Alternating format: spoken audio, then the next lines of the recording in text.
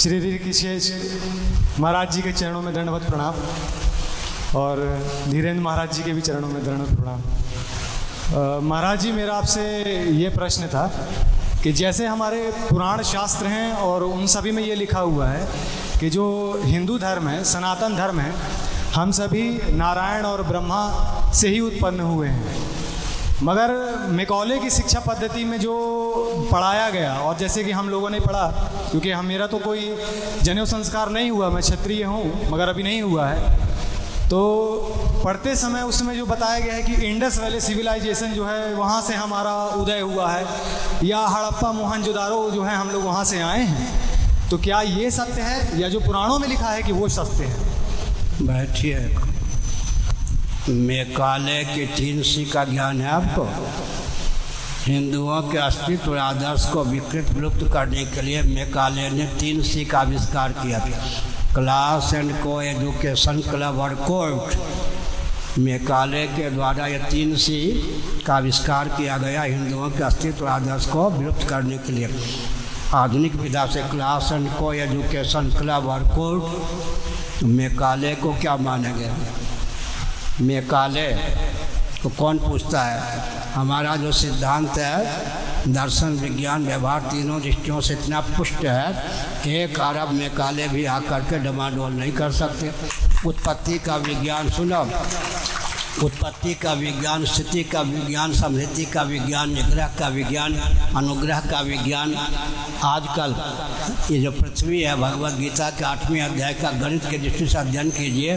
1 अरब 97 करोड़ 29,49,125 वर्षों की सृष्टि है। महाप्रलय 31 खरब 40 अरब वर्षों तक महाप्रलय की दशा होती है। सृष्टि की आयु पूरी 31 खरब 40 अरब वर्ष है। इसलिए 4 कदम नहीं, पंचदशी कार ने लिखा, 2 कदम आगे चल कर घुटना ही लोग टेक देते हैं। अंधकार या ज्ञानहीन के सामने होता है, इसलिए कहीं से कोई खंडन नहीं होता। विश्व में तो लुल्लू चप्पू की तरह मैं बोलता नहीं, किसी को नाराज़ करने या संतुष्ट करने के लिए नहीं बोलता हूँ। जो बोलना है वही बोलता हूँ, मनवादी होकर बोलता हूँ, कहीं से खंडन नहीं होता। अच्छा, मनु का खंडन करने वाले सब, मनु का अर्थ क्या होता है जी? मंत्र। उपनिषदों में 5-6 जगह पर मनु शब्द का प्रयोग हुआ है। मनु का अर्थ होता है मंत्र, व्यक्ति विशेष के लिए मनु का प्रयोग हो तो मंत्रार्थविद।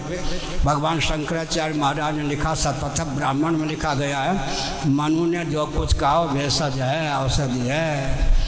राम राज्य, धर्म राज्य आदि की प्रतिष्ठा जिस वैदिक संविधान के आधार पर हुई, उसी का नाम मनुस्मृति है। समझ गए? वैदिकों का प्रथम संविधान कौन है जिसके आधार पर धर्म राज्य, राम राज्य आदि की प्रतिष्ठा हुई?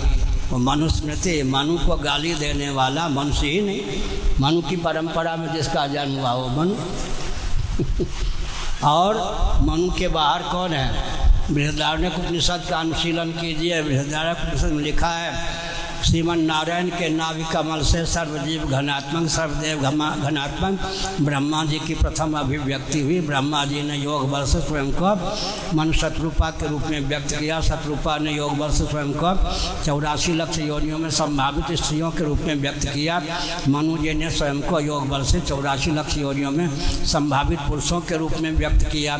मनु को गाली देने का अर्थ अपने पूर्वजों को गाली देना, मनुष्य कहने का अधिकारी न रह जाए। और